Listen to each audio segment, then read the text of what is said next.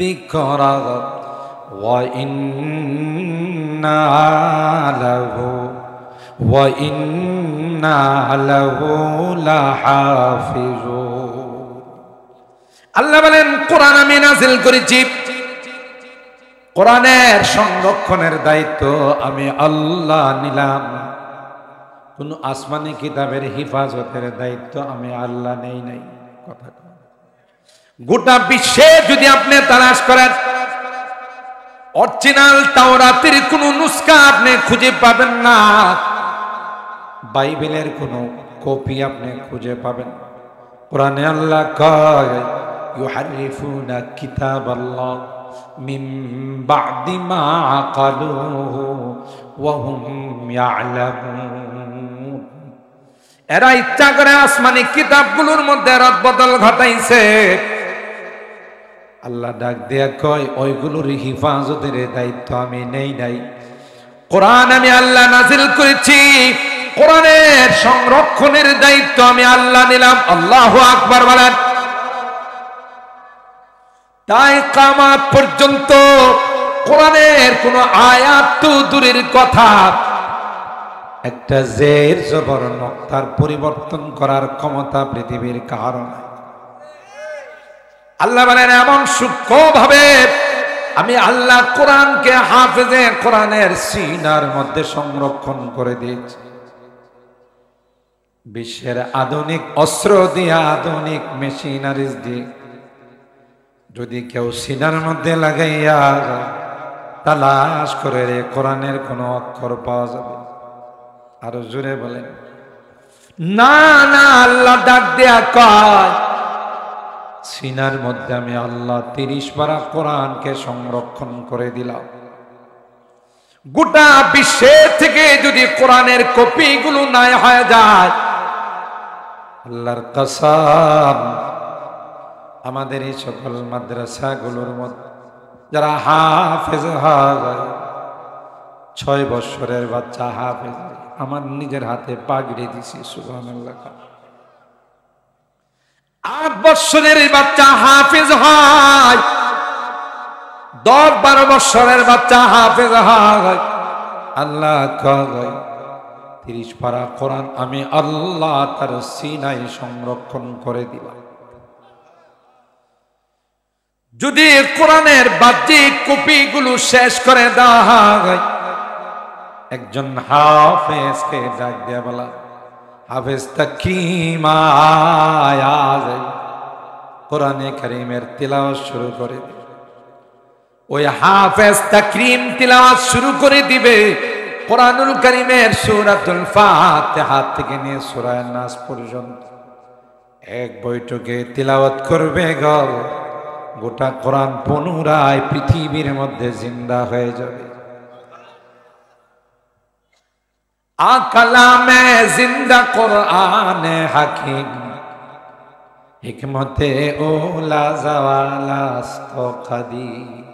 এটা কার কালাম? আরো জোরে বলেন। হিচে কাসদার মুলকে ও আম্বাজনে, হিচে কাসদার মুলকে ও আম্বাজনে, কওলে ওরা লাহনে নে আওয়াজ নেই।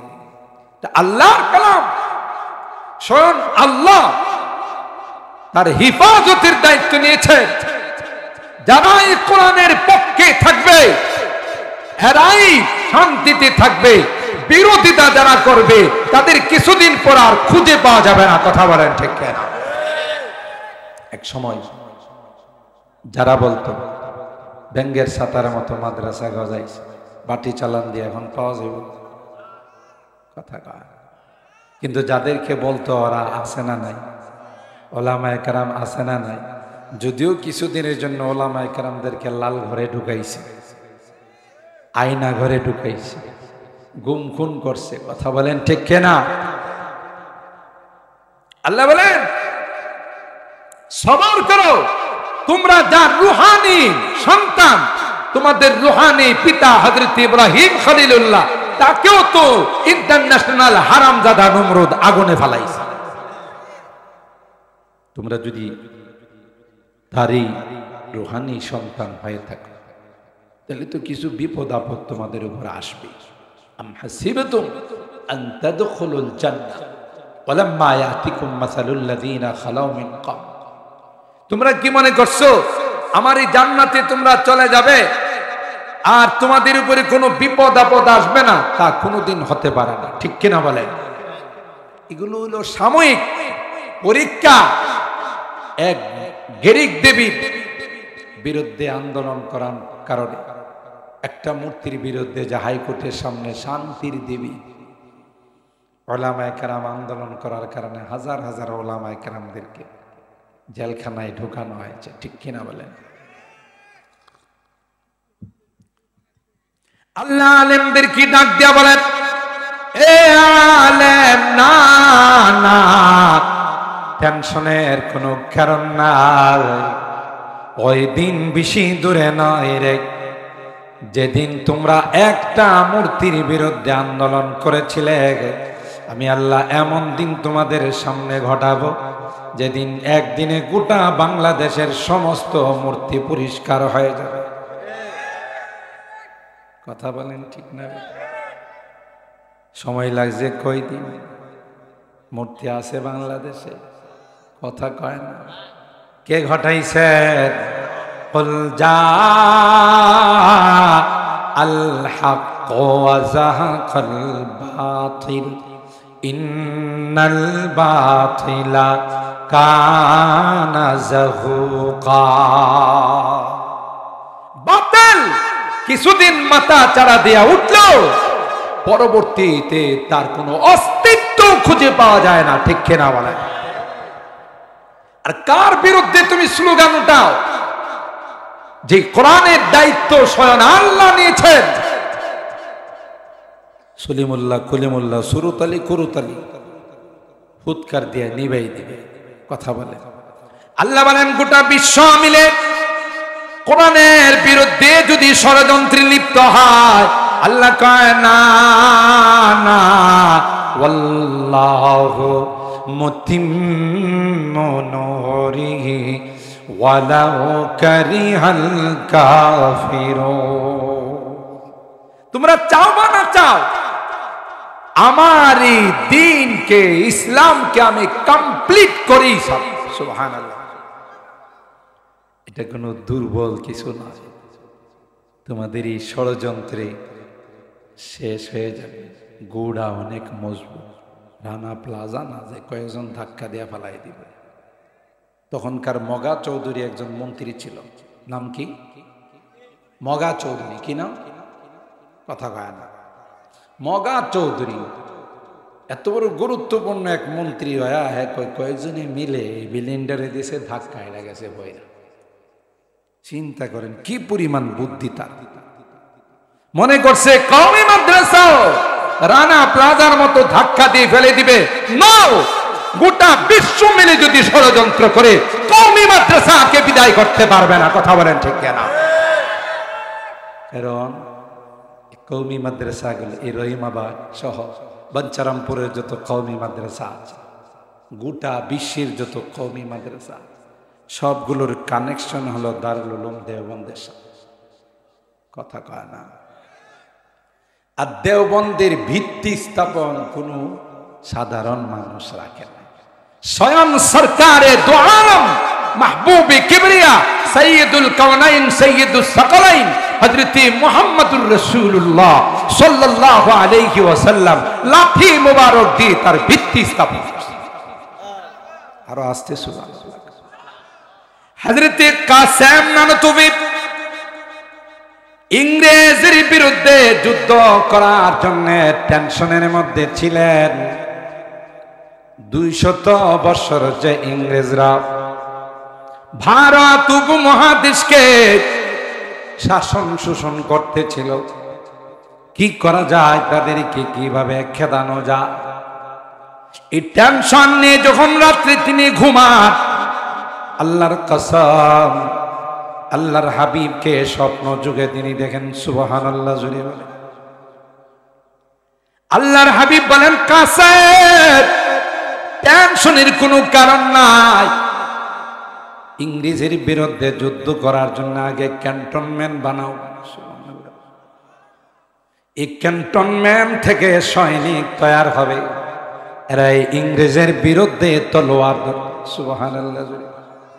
ये बात आई है दुनिया को, हम फूल भी है तलवार भी है, इसे बज़ में जहाँ को महकाएंगे, या आंसू को बहा कर दम लेंगे, हम राह वफा के रहरोगे, मंजिल पे जाकर दम लेंगे, हम राह वफा के रहरोगे, मंजिल पे जाकर दम लेंगे। दुनियार मानुष जाने मुहम्मदुर रसूलुल्लाह যারা উত্তরসূরি হয়, যারা নায়েব হয়, ওয়ারাসাতুল আম্বিয়া হয়, এরা প্রয়োজনে মোমের মতো নরম হতে পারে, আবার কখনো কখনো ইস্পাত কঠিন লৌহ মানব হতে পারে। কথা বলেন ঠিক কিনা?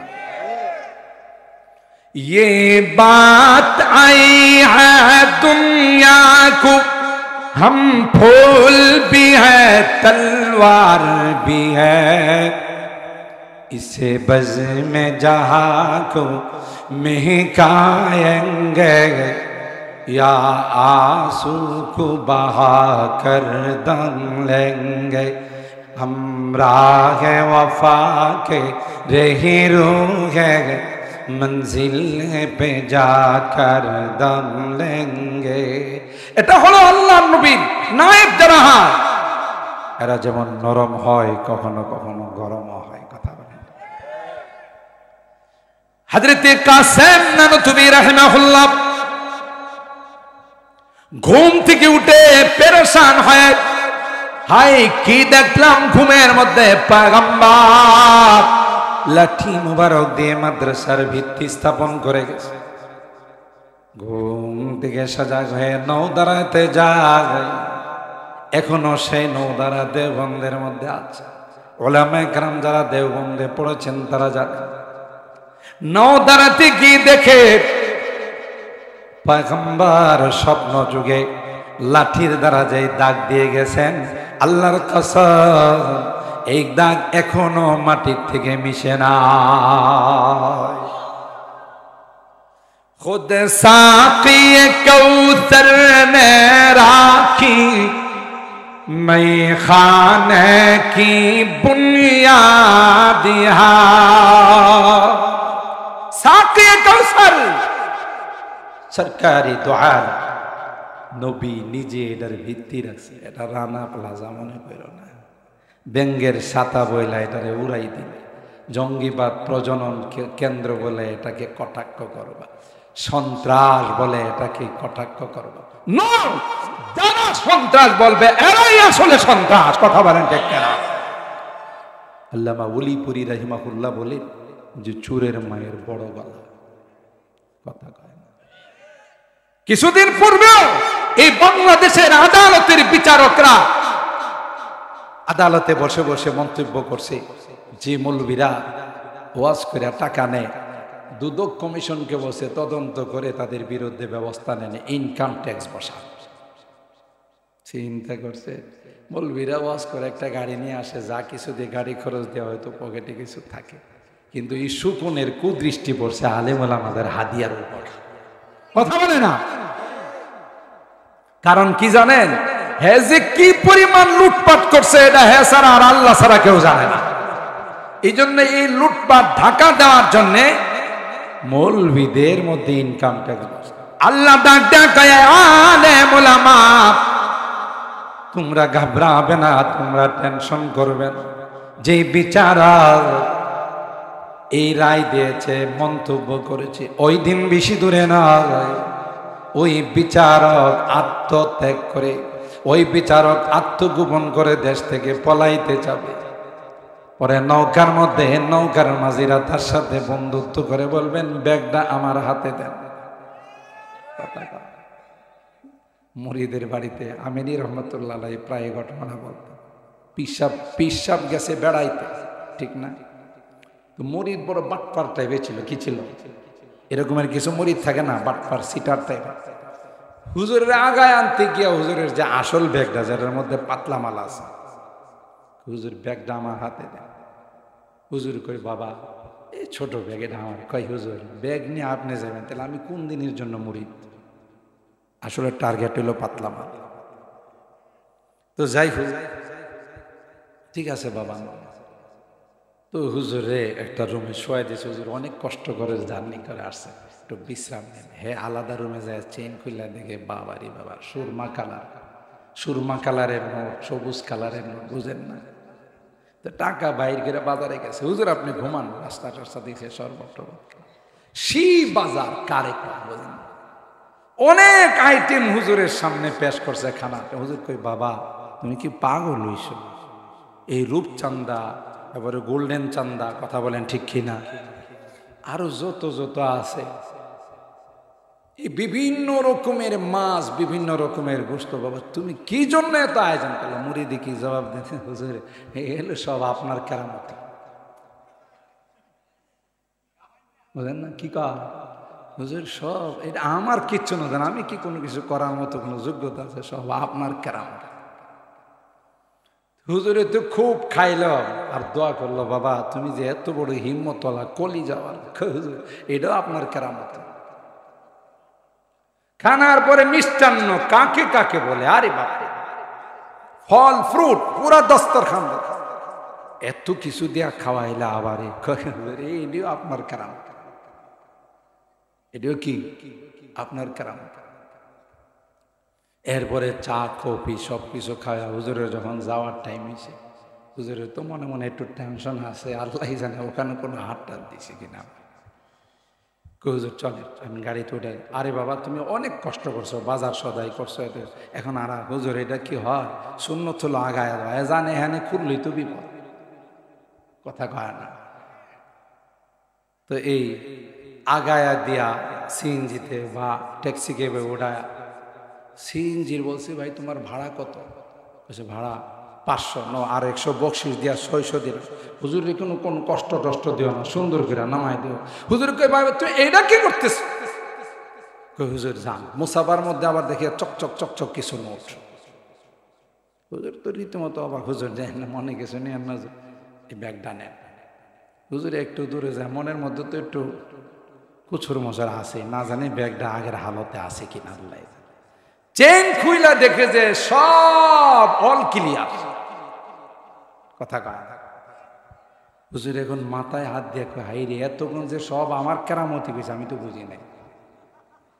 হ্যাঁ যে সব আমার কেরামতি কইছে, কাহিনী তো ওইটা নিচে আমার বেগের থেকে খরচ করছে, আর কয় কি সব আপনার কেরামতি। কথা বলেন ঠিক কিনা? ঠিক তদ্রুপ যত দুর্নীতিবাজ, আপনি কৃষকরা পেঁয়াজ বিক্রি করে 50 টাকা কেজি, আর আমার আপনার খাইতে হয়েছে 400-500 টাকা কেজি। টাকাটা মাঝখানে গেছে রাঘব বোয়ালদের পেটে, কথা কয় না ঠিক কিনা বলেন? এই রাঘব বোয়ালদের পেটে গেছে চোরের মায়ের বড় গলা। হেজে এত কিছু কামাইতেছে, এটা ঢাকার জন্য আলেম ওলামাদের ওয়াজের মধ্যে ইনকাম ট্যাক্স বসানো দরকার, কথা বলেন ঠিক কিনা?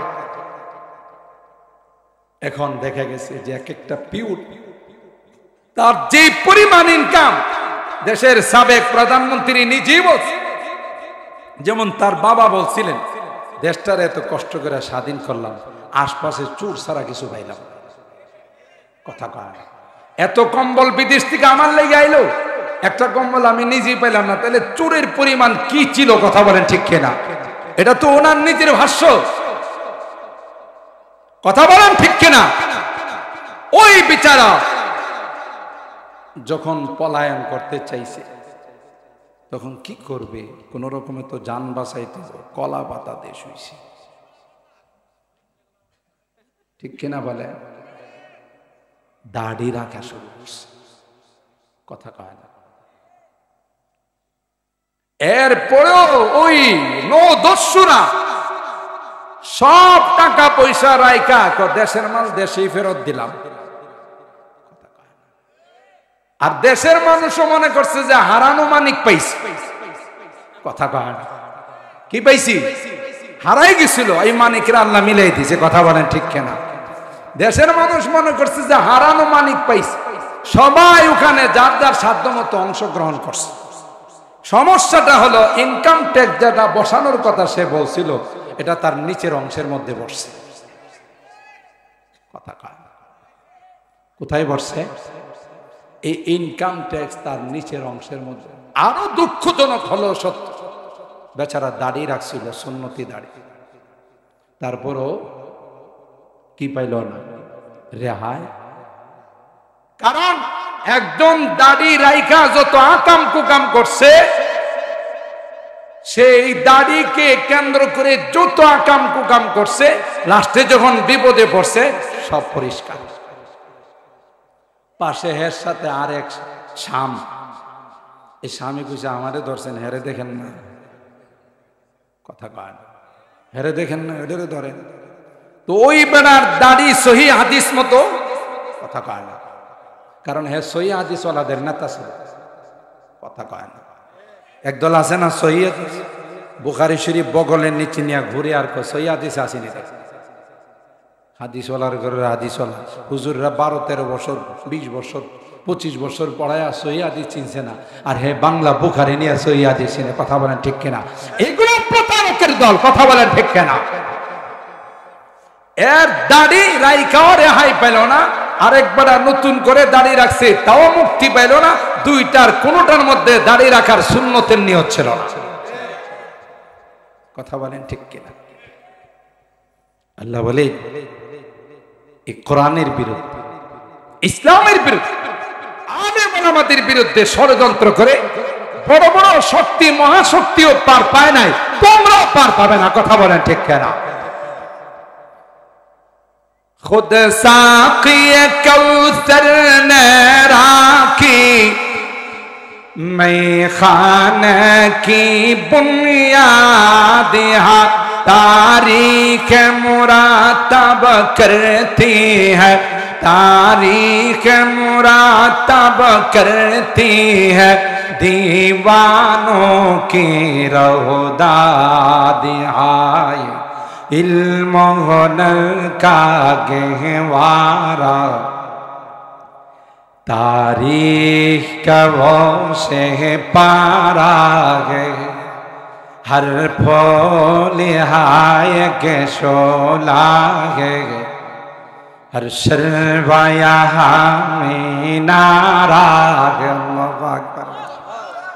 जो शम्अ यक़ीन रोशन है यहाँ, वो शम्अ हरम का परताव है। এখানে যে দিনের লাইট জ্বলতেছে, কোরআনের লাইট জ্বলতেছে, মনে করছো এটা তোমার মেড ইন বাংলাদেশ। এটা হলো মেড ইন রওজায়ে পাক, মেড ইন রওজায়ে পাক। এই মাদ্রাসাগুলোর কানেকশন হলো রওজায়ে পাকের সঙ্গে, রওজায়ে পাকের কানেকশন হলো আরশে আজিমের। আরো আসতে সুবহানাল্লাহ। जो शम्अ यक़ीन रोशन है यहाँ, वो शम्अ हरम का परताव है, इस बज़्म वलीउल्लाही में, इस बज़्म वलीउल्लाही में तनवीर नबुव्वत की ज़ौ है, इल्म हुनर का गहवारा, तारीख का वो से पारा है। अल्लाहु अकबर।